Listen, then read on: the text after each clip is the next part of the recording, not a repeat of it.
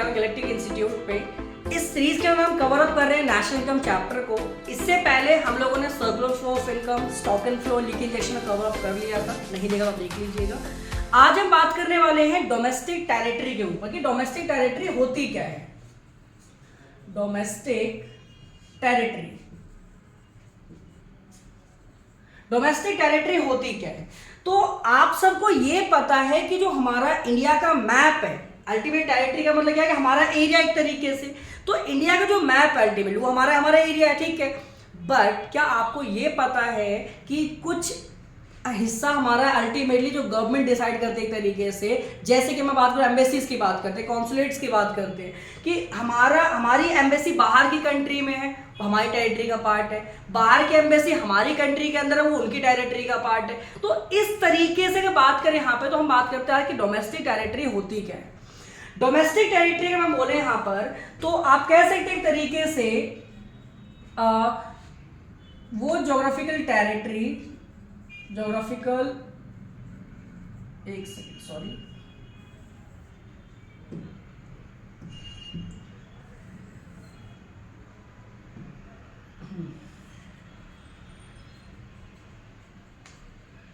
Geographical area, तो government के द्वारा एडमिनिस्ट्रेट किया गया, मतलब गवर्नमेंट के द्वारा फिक्स किए गए वो पॉलिटिकल बॉर्डर्स जहां से किसी भी गुड्स का, किसी भी पर्सन का फ्रीली मूवमेंट हो सकता है, ट्रांसफर हो सकता है, वो हमारा ज्योग्राफिकल टेरिटरी कहलाता है।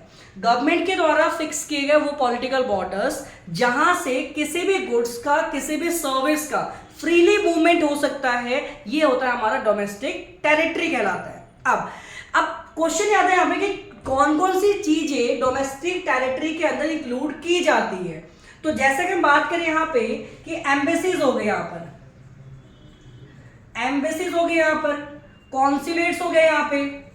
अब ये दोनों डिफरेंस क्या है? कॉन्सुलेट अगर मैं बोलूँ तो बहुत छोटा पार्ट हो गया एक तरीके से, मतलब कि जिसके जो दायरे वो जो है लिमिटेड होते हैं। एम्बेसी उसी का एक बड़ा पार्ट हो एक तरीके से, दोनों अल्टीमेट सेम है, बस कॉन्सुलेट्स में थोड़ी कम रिस्पॉन्सिबिलिटी कम होती है और एम्बेसी थोड़ी ज़्यादा होती है। तो यहाँ पे कहा गया कि ये जो किसी भी एम्बेसी हो गई, कॉन्सुलेट्स हो गई एक तरीके से, तो ये जिस जगह की होती है, जिस जहाँ की होती है, वहीं की मानी जाती है। तो अल्टीमेटली अगर मैं बोलूँ यहाँ पर कि अमेरिका की एम्बेसी इंडिया में स्टैब्लिश है, दैट मीन्स वो अमेरिकन टेरिटरी का पार्ट है। इंडियन एम्बेसी अगर जापान के अंदर स्टैब्लिश है तो जापान टेरिटरी का पार्ट है। तो ये जहाँ की होती है वहीं की मानी जाती है। इसके अलावा ship and aircraft, first is embassies consulate, second हो गया यहाँ पे शिप एंड एयरक्राफ्ट। दो कंट्रीज के बीच में आपस में म्यूचुअल अंडरस्टैंडिंग के फॉर्म में जो शिप चलाया जा रहा है, जो एयरक्राफ्ट चलाया जा रहा है, तो ये जिस जगह की है ये वहीं का माना जाएगा। ऐसा नहीं है कि इंडिया से प्लेन उड़ करके गया और अमेरिका जाने के बाद अमेरिका में जाने बोलते कि भैया ये तो ये हमारा हो गया, ऐसा नहीं है। ये जिस जगह का होता है ये वहीं के माने जाते हैं। इसके अलावा फिशिंग वेसल्स हो गए, ऑयल, नेचुरल गैस रिग्स वगैरह हो गए एक तरीके से, तो ये जिस जगह के होते हैं, इंटरनेशनल वाटर्स के अंदर जो रिग्स वगैरह लगाए जाते हैं यहाँ पे ऑयल को निकालने के लिए, तो ये जिस जगह के होते हैं हमेशा वहीं के माने जाते हैं। तो हम ये कह सकते हैं यहाँ पर कि डोमेस्टिक टेरिटरी का मतलब क्या हुआ कि गवर्नमेंट के द्वारा फिक्स किए गए वो पॉलिटिकल बॉर्डर्स जहां से किसी भी गुड्स का, किसी भी सर्विस का फ्रीली मूवमेंट किया जा सकता है। सो यहाँ पे क्या क्या चीजें इंक्लूड होगी, तो कोई भी एम्बेसी या कोई भी कॉन्सुलेट्स की अगर बात करें यहाँ पे, तो जिस जगह की होती है वहीं की मानी जाती है। शिप या एयरक्राफ्ट ये जहां की होगी ये भी वहीं की मानी जाती है। अल्टीमेटली दो कंट्रीज के बीच में आपस में म्यूचुअल अंडरस्टैंडिंग फॉर्म में चलाए जाते हैं। तीसरा फिशिंग वेसल्स हो गए, oil and natural gas rigs वगैरह हो गए। तो ये अल्टीमेटली एक चीज ध्यान रखिएगा यहाँ पे कि ये जिस जगह के होते हैं ये वहीं के माने जाते हैं। तो गवर्नमेंट के द्वारा फिक्स किए हुए पॉलिटिकल बॉर्डर्स जहां से किसी भी goods and service free transfer हो सकता है वो हमारी टेरिटरी का पार्ट है। एग्जाम्पल के लिए हम कुछ क्वेश्चन डिस्कस करें यहाँ पे, तो जैसे क्वेश्चन है यहाँ पे firstly Microsoft office in India. अब माइक्रोसॉफ्ट ऑफिस इंडिया में है तो वो किसकी टेरिटरी का पार्ट है? वो हमारी इंडिया टेरिटरी का पार्ट है। इसी तरीके से अगर मैं बात करूं यहाँ पे second American branch of America bank in India. अब American branch in India, America का ब्रांच है इंडिया में। अब एक बात बताइए, क्या ये कॉन्सुलेट है?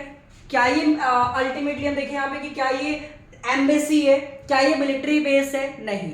अगर इनकी बात नहीं हो रही तो हमने क्या कहा था यहाँ पर कि कोई भी एम्बेसी, कोई भी कॉन्सुलेट या मिलिट्री बेस वगैरह होगा, फिशिंग वेसल्स होंगे, तो ये जिस जगह के होते हैं वहीं के माने जाते हैं। बट यहाँ पे क्वेश्चन क्या है कि branch of American bank in India, तो ये यहाँ पे हमारी टेरिटरी का, ये हमारी टेरिटरी के अंदर इंक्लूड किया जाएगा। दूसरा, इसके अलावा इसमें इंडियन कॉन्सुलेट इन फ्रांस, अब इंडिया का जो कॉन्सुलेट है वो फ्रांस में स्टैब्लिश है, तो ये अल्टीमेटली कहाँ का होगा? ये हमारी टेरिटरी का पार्ट है। इसके अलावा अगर बात करें यहाँ पे military, Indian military forces sent to maintain peace in Syria, अब इंडियन मिलिट्री फोर्सेस को सीरिया भेजा गया है पीस मेंटेन करने, शांति बनाए रखने के लिए। तो ये भी क्या है, हमने पहले ही कहा था कि कोई भी मिलिट्री बेस होगा, एक तरीके का मिलिट्री एस्टैब्लिशमेंट वगैरह होगी या फिशिंग वेसल्स वगैरह होंगे, एम्बेसीज कॉन्सुलेट होगा, तो ये हमारी टेरिटरी का पार्ट होगा। तो एक चीज समझ में आ गया होगा कि डोमेस्टिक टेरिटरी का मतलब क्या होता है? गवर्नमेंट के द्वारा फिक्स किए गए वो पॉलिटिकल बॉर्डर्स जहां पर किसी भी गुड्स का, किसी भी सर्विस का फ्रीली ट्रांसफर हो सकता है, इसे कहते हैं डोमेस्टिक टेरिटरी। क्या क्या चीजें इंक्लूड होगी यहाँ पर? तो जो भी एम्बेसीज वगैरह हो गए, यहाँ पे कॉन्सुलेट्स वगैरह हो गए, जहां के होते हैं वहीं के माने जाएंगे। शिप या एयरक्राफ्ट दो कंट्रीज के बीच में आपस में म्यूचुअल अंडरस्टैंडिंग के फॉर्म में चलाए जा रहे हैं, तो ये जिस जगह के वहीं के माने जाएंगे। फिशिंग वेसल्स वगैरह हो गए, ऑयल नेचुरल गैस के रिग्स वगैरह जो लगाए जाते हैं, ये जिस जगह के होते हैं वहीं के माने जाएंगे। अब इसके बाद हम बात करते हैं, सेकंड यहाँ पे आता है हमारे पास नॉर्मल रेजिडेंट। ये क्या होता है? So normal resident, normal resident क्या है? कोई भी पर्सन, कोई भी आप बोल सकते हैं, आप जरूरी नहीं कि पर्सन, कोई भी पर्सन और इंस्टीट्यूशन, कोई भी पर्सन या इंस्टीट्यूशन जो 1 साल या 1 साल से ज्यादा से रह रहा है, अल्टीमेट हम बात करें यहां पे 1 ईयर और more than 1 year, more than 1 year, कोई भी पर्सन या इंस्टीट्यूशन जो इंडिया में 1 साल या 1 साल से ज्यादा से रह रहा है और उसका इकोनॉमिक इंटरेस्ट, इकोनॉमिक इंटरेस्ट यहां पे लाई करता है। सो मैंने क्या कहा कि कोई भी पर्सन या इंस्टीट्यूशन जो 1 साल या 1 साल से ज्यादा से यहां पे रह रहा है, उसका इकोनॉमिक इंटरेस्ट यहां पे लाई करता है। अब क्वेश्चन ये आता है कि सर इकोनॉमिक इंटरेस्ट क्या होता है? इकोनॉमिक इंटरेस्ट यहाँ पे लाई करने का मतलब हुआ कि उसका रहना, खाना, पीना सब यहीं पर। अब एक बात बताइए, सोचने वाली बात तो ये है ना कि अगर बंदा कमा यहाँ पे रहा तो खर्च कहाँ पे करेगा? वो भी यहीं पे होगा। तो कोई भी पर्सन या कोई भी इंस्टीट्यूशन जो 1 साल या 1 साल से ज्यादा से यहाँ पे रह रहा है और उसका इकोनॉमिक इंटरेस्ट यहाँ पे लाई करता है, तो वो हमारे यहाँ का नॉर्मल रेजिडेंट माना जाएगा। चलिए कुछ क्वेश्चंस के बेसिस पे कवर अप करते हैं कि नॉर्मल रेजिडेंट किसे कहेंगे, किसे नहीं कहेंगे। पहला, Indian going to Australia for watching a cricket match. Question है यहाँ पे, Indian going to Australia for watching a cricket match. एक बात बताइए, इंडियन जो है क्रिकेट मैच देखने के लिए ऑस्ट्रेलिया गए हैं, तो क्या ये हमारे यहाँ के रेजिडेंट होंगे या नहीं होंगे? क्या ये हमारे यहाँ के रेजिडेंट होंगे या नहीं होंगे? तो ऑब्वियस ही बात है, मैंने क्या कहा कि कोई भी पर्सन है 1 साल या 1 साल से ज्यादा से यहाँ पे रह रहा है, वो हमारे यहाँ का इकोनॉमिक इंटरेस्ट होगा। अब ये जो बाहर गए हैं, ये ऐसा तो नहीं कि बाहर जाके बस जाएंगे, वहां पे बाहर से वापस भी आएंगे, तो ये अल्टीमेट कहाँ के? ये हमारे यहाँ के, हमारे नॉर्मल रेजिडेंट है। दूसरा, इसके अलावा Indian going for medical treatment to USA. अब यूएसए अगर मान लो कि मेडिकल ट्रीटमेंट के लिए गए हैं, तो भी वो हमारे यहाँ का पार्ट माना जाएगा अल्टीमेटली, क्योंकि 1 साल से यहीं पे रह रहे हैं।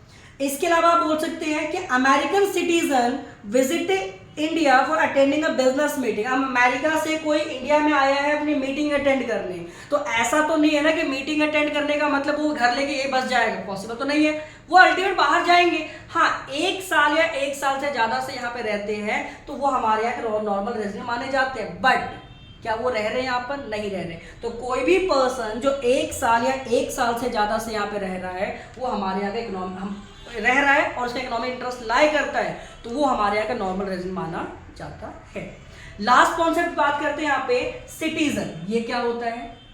सिटीजन। तो पहली चीज तो ये कि सिटीजनशिप किसी को भी नहीं मिल जाती। सबसे पहली चीज, सिटीजनशिप अगर मैं बोलूँ तो एक तरीके से लीगल कॉन्सेप्ट है, और अगर हम अगर नॉर्मल रेजिडेंट की बात करें तो इकोनॉमिक कॉन्सेप्ट है। तो ये कहा गया कि सिटीजन हर बंदा नहीं बन सकता, हर पर्सन नहीं बन सकता, लेकिन नॉर्मल रेजिडेंट कोई भी बन सकता है, ठीक है। तो सिटीजनशिप होने के लिए पहली कंडीशन मतलब कुछ कंडीशन आपको फुलफिल करनी पड़ती है, जैसे on the place of birth, on the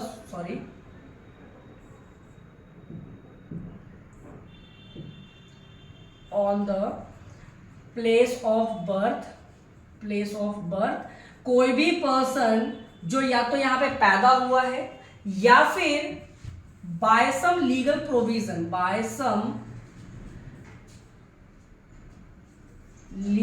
provision, या तो आप यहां पैदा हुए हैं या कहीं पर भी अगर अल्टीमेटली जहां पे हुए वहां सिटीजन मान जाएंगे, या तो आप यहां पैदा हुए हैं या आपके पास यहां का लीगल डॉक्यूमेंट है। तो ये कहा गया एक तरीके से यहां पर लाइक अगर birth certificate, pan card, Aadhaar card, like this तरह का, तो कोई भी पर्सन या तो यहाँ पे पैदा हुआ है या जिसका लीगल डॉक्यूमेंट है वो सिटीजन होगा। सिटीजनशिप अगर आपके यहाँ पर है तो आपके पास वोटिंग राइट होता है, बट अगर सिटीजनशिप आपके पास नहीं होगा तो आपके पास वोटिंग राइट नहीं होता।